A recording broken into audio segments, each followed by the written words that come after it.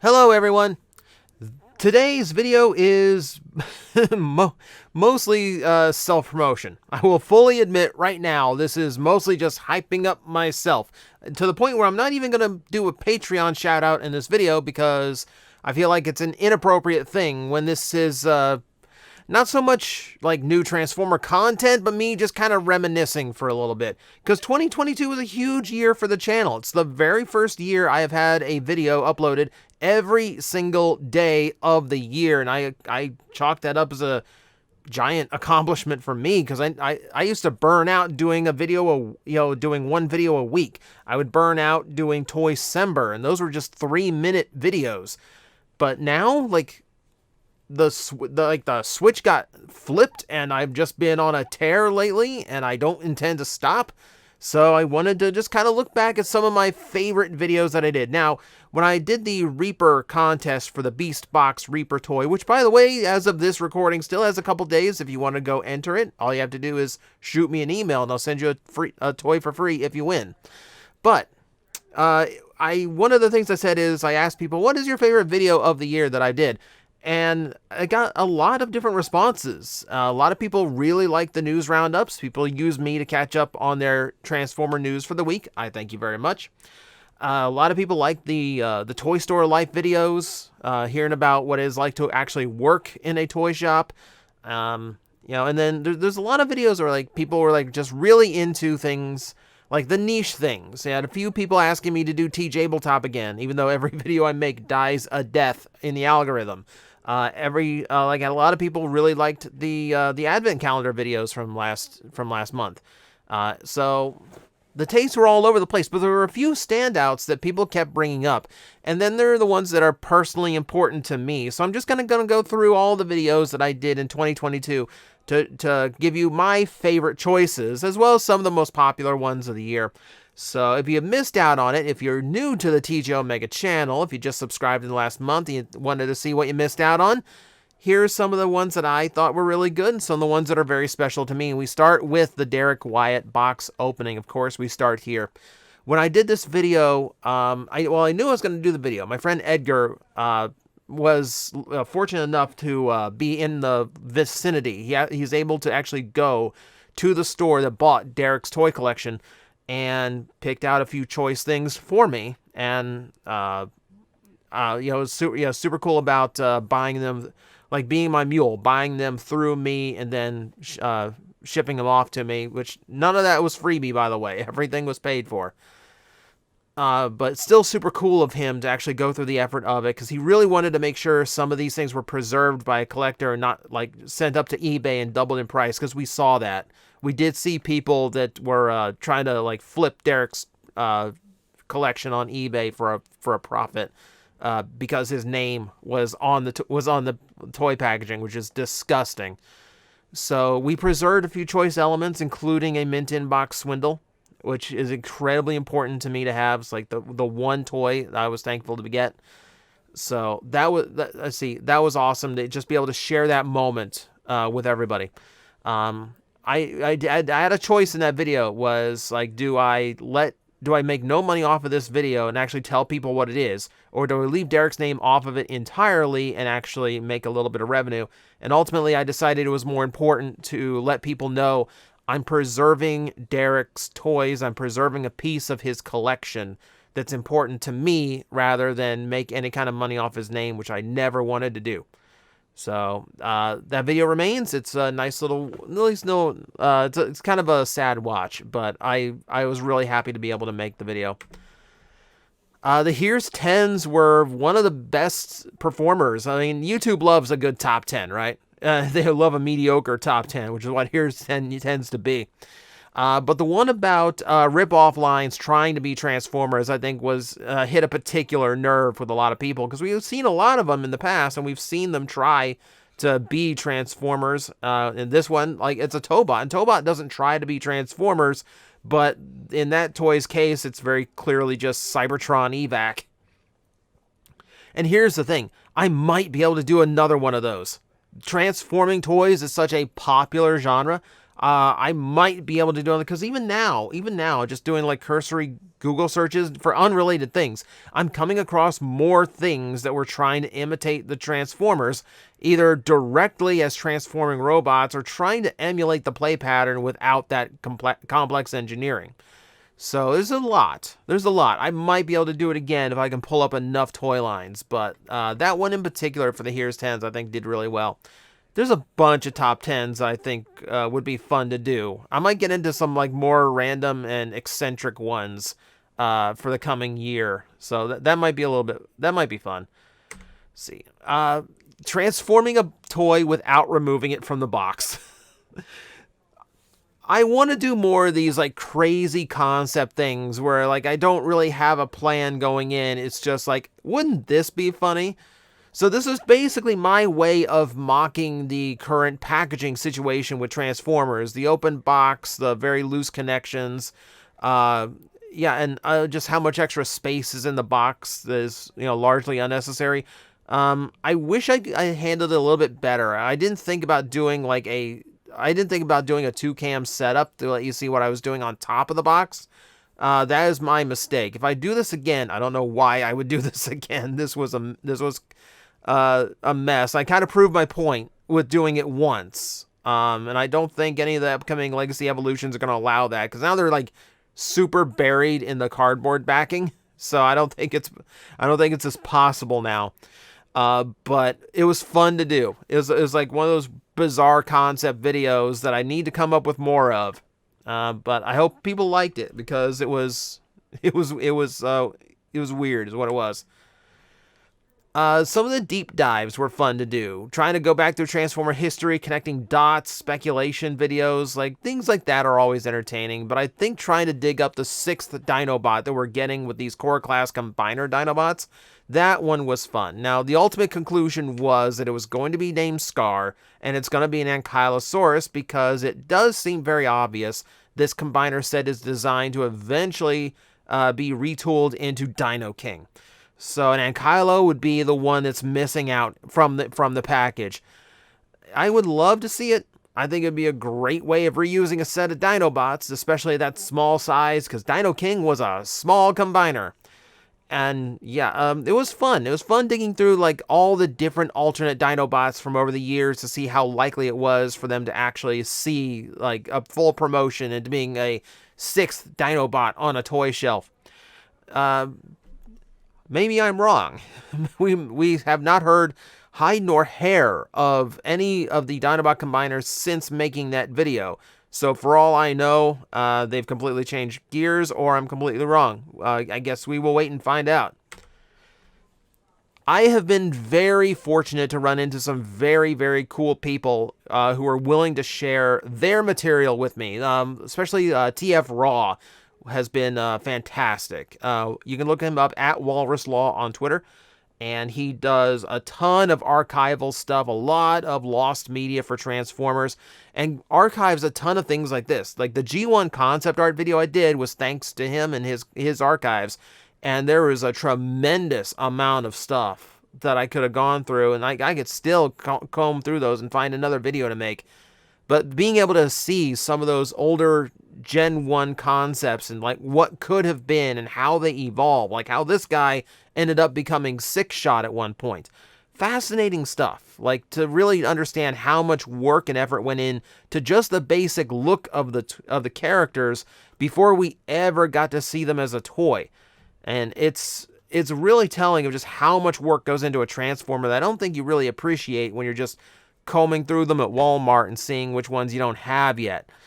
It's a type of video that's not only like fascinating history-wise, but also gives you a better appreciation for what we have as far as like a toy line. My most popular video of the year was going through every single alt mode Optimus Prime ever had. And when I put a baseball cap and a T-Rex on the thumbnail, that does get people's attention. Now, this is one where I tried to recreate that with Megatron and did not get nearly the same response because, of course, Optimus Prime's the big hero people search out. But it was a fun video to make, and it's one of those lightning in a bottle videos where I hit the right weird concept with the right character at the right time. And I don't know if I can get one to take off again, even if I do like Starscream, Grimlock, Bumblebee. But even then, like, I think Soundwave is the most viable, because Soundwave's been a ton of different things thanks to, like, his alt mode can't be redone. Like, his G1 form is basically off, I mean, essentially off limits, because, most kids don't know what it is. But this was a really fun video. I'm really glad this one took off and had so many views. If only I could do that with every video, That would be nice. That'd be nice. One of the video concepts I came up with this year that I really want to dig into more is how to use basically unappreciated, unused, or just neglected Transformers. And the one I loved doing the most last year was the Omnibots. I thought this was great. He is using a little bit of outdated fiction. It's not true anymore that Unicron is this multi-dimensional being and every Unicron is the same Unicron.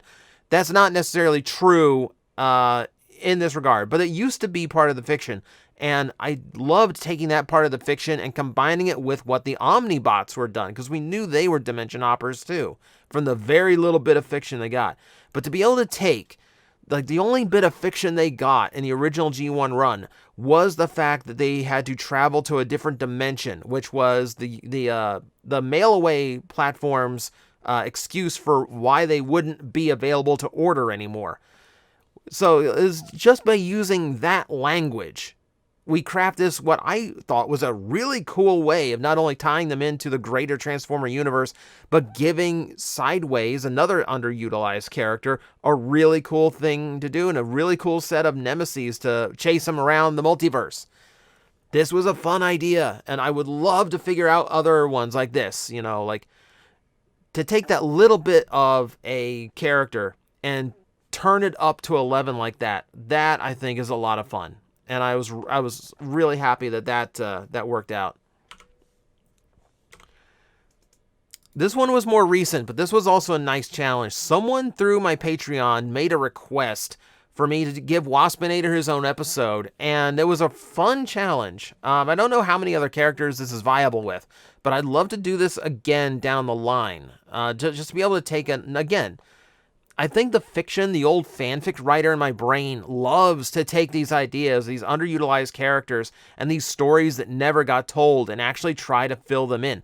It's a great challenge mentally, and I do think a lot of people really like the creative stuff that I was doing in 2022. Which reminds me, I still need to do part 3 of What If Optimus Prime Survived, and then I need to come up with more what if concepts. So that's on the docket at some point. I loved doing the Toy Store Life. I still love doing the Toy Store Life and just talking about the weird things that happen at the toy shop. We just set up a D&D section that I want to talk about for an upcoming episode once it's a little bit more complete. We got more stuff coming in. But my favorite one to do, and I think the one people liked the best, was just a rundown of all the random things people have ever asked me at the toy shop. No, we do not have toy horseshoe crabs in stock. Why would you ever be asking that? There's one video where I said, like, someone came in and they're asking for a game board. I can't even remember what game board it was offhand, because I can never remember things like when I'm trying to ramble through like this. But they're just asking for like a random board game, and then like cribbage board. They're looking for a cribbage board, and my friend saw the video where I said that and he got a laugh. And then when he came to visit the store and someone came in and asked for a cribbage board, as soon as they left, he dies laughing. Because like that really does happen. That really does happen. So it's fun. It was a lot of fun. And I'm starting another list. We're going to sequel this at some point because people are still asking me for really weird things that a vintage toy shop would never have. But we are going to try to keep track of them and let you know. I'll let you know the results. I love going through the history of certain molds that got used so many times, because I think it's fascinating just how much they had to do with the toy in order to keep it fresh and keep it on the shelves for as long as they did. By all stretch of the imagination, the Dinobot mold is kind of an average example of a Beast Wars toy, but because it's a raptor, it's a super popular dinosaur, thank you Jurassic Park, that toy got reused so many times in America and Japan. And there's other molds like this that have gotten so many uses. I would love to do like just like a breakdown, because I don't think some people even realize just how many times some molds got used. You know, the classic Seeker, that poor toy got used 31 times. You know, you got one for every day of the month. I could review, like if I had them all, I could review one for every day of the month. You know, it's ridiculous. But Dinobot was a front runner for the most used mold of all time until that mold existed. So it's fun to dive into things like that. I need to figure out more I can dive into. Here's another one that I need to sequel at some point. Everyone really liked the Beast Wars with vehicle modes video. I need to do there's two other videos I need to spin off of this. I need to do the hard mode where I try to come up with like, what would the vehicle mode for Corrada be? Well, you know, what would the vehicle mode for Magmatron be? You know, like just trying to go to those super hard characters. And then I need to do the opposite. I need to do G1 characters with beast modes. That's the obvious one, right? We've had artists in Japan that have come up with that. Third Party actually did make one of those. I wish they'd make the it was a lion and no, not a lion. What am I talking about? It's a turtle and an eagle that becomes Blitzwing. And it looks super cool, and I want someone to try and make it. But yeah, this is another concept I really liked doing. I had a lot of fun doing this. And yeah, we'll revisit this one in the future at some point too. This was the first year I actually took a vacation to another part of the country. And while I was on the other side of the country, me and my friend Matt ended up at Frank & Sons in California, the biggest toy store in the country, which is not a terribly fair thing to say. Yes, it's the largest like fixed location for toys, but it's like 100 or some sellers inside, like a convention dealer room, except it goes all year and it's open every week. It's a fantastic place for a toy collector. It's just like you can go in there for hours and still miss hundreds of things. You know, if I'm ever lucky enough to fly out to California again, yes, I'm going back. I am absolutely going back, and I'm bringing a bigger budget than I had last time, which is considerable considering I needed another suitcase to get everything home last time. It was fun. It was a trip of a lifetime. Thank you very much to Matt for not only putting me up for the time, but also driving me out and you know, just being an awesome guy that entire trip. I appreciate it very much.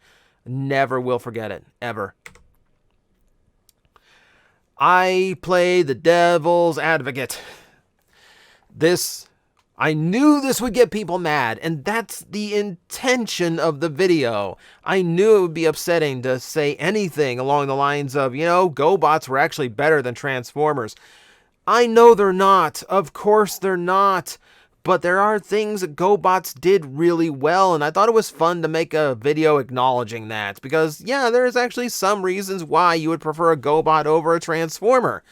It's weird, but it is true. And I was really happy to actually make some weird video to go over it. You know, it was fun to do.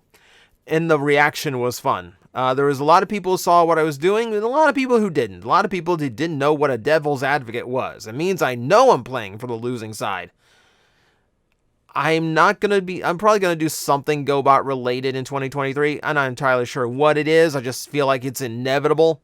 But I don't think I'm ever going to go this direction again. I think I'll find something more amicable next time. My April Fool's video. Jebaited ya all, by the way. If you haven't watched it, I'm not even going to spoil it. All I'm just going to say is it was fun to take like a 1 month internet trend and just flip it on its head and do something like super weird with it. I love the reaction. The comment section in that video is gorgeous. I love it. Swerve. Here's another weird concept in a deep dive I loved doing. The name Swerve is so weird in Transformers. This is another one where I need to find a name that just keeps getting reused over and over. And like, why is it attached to this toy? But going over the multiverse of Swerve was a lot of fun, and I love seeing the reaction. Like, things like this. I'm not talking about Prime, I'm not talking about Bumblebee, I'm not talking about Megatron. When you go with an obscure character as a subject, you're taking a big risk, because you know the algorithm's not going to pick it up. So you're counting on word of mouth. You're counting on people hitting the share button and going, look at this crazy amount of info this guy just dumped out about some random Transformer topic that doesn't matter to anybody. But it's fun to go through, you know? And to realize that there's something this weird in Transformers I thought was really fun. And it's just like a personal pet peeve of mine, just noticing over the years how many Swerves there were. And like it just became like the default name for the red repaint. I loved doing this video. If I could come up with another Transformer that was like this, I would do this video again in a heartbeat. I just need to figure out which one it is. And then I found one. Oh my god. Speak about a comment section that's fun to watch. Prowl 2 is such a conundrum. It's such a unique thing in Transformers. It like trying to like piece it all together and figure the whole thing out was a blast. And I love the response this video got and how many people were behind this idea. And a lot of people like, no, it was not easy. This was not easy to figure out how I was going to explain all the different facets through the multi-dimension and time travel nonsense going on, through all these completely seemingly unrelated characters, going into the craziest of Japanese fiction in order to pull it back to figure out what was that owl in 1999's thing about. What was that? 1998, let's be exact here. To go through that, like, no, it's not easy to figure out how to explain it in a way that makes sense to any listener. And I'm sorry if you couldn't follow it, but you know what? I mean, there's just some things that are hard to grasp. But I tried my best, and I thank everyone for giving that video a shot, because that was a really, really fun video to do. All right, so I'm gonna leave it off there, because I think 20 minutes of like like hyping myself up is quite sufficient. But yeah, thank you for sticking with me for the entirety of 2022. Thank you for continuing to grow the audience, hitting like, hitting subscribe, hitting the share button, because I don't advertise the channel. It's all word of mouth, and I appreciate everyone who does it. I will continue to do this through 2023. We have big milestones to hit. You know, I'm on the edge of 50,000 subscribers. I've got goals that I still want to hit. You know, someday I want to hit that 100,000. I want that silver play button I can hang obnoxiously behind my shoulder, you know, so you can stare at in every single video. I want that, and hopefully that is to come, and I will need you guys to get me there. You who are watching this video all the way through, you, the hardcores, the dedicated, I love you people. If you are watching through a video like this, I love you. And I really do survive on your generosity and your efforts to, you know, support the channel, even if it is just like saying, hey, this video was fun, go watch. Thank you guys, everyone, for a tremendous 2022. And I will see everyone every day in 2023. Until then. Guys, I am facing the most powerful enemy any YouTuber can face, the algorithm, and I need your help to defeat him. Hit the like button, hit the subscribe button, hit the notification bell, and leave a comment. Every time you do, we attack that algorithm and we drive it back until it can no longer defeat this channel. Thank you very much.